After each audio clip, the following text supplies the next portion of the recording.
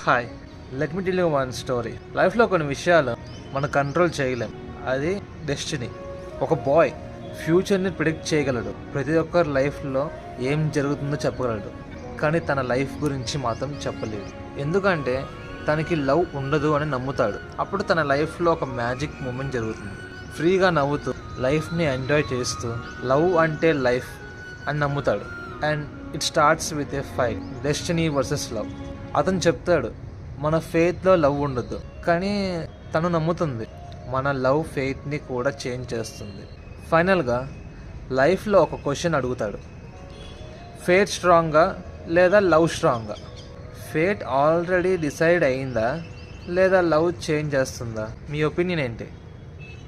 ఫేటా, లవ్వా? Let me know in the comment section. Please comment. And if you like this video, please like and don't forget to follow.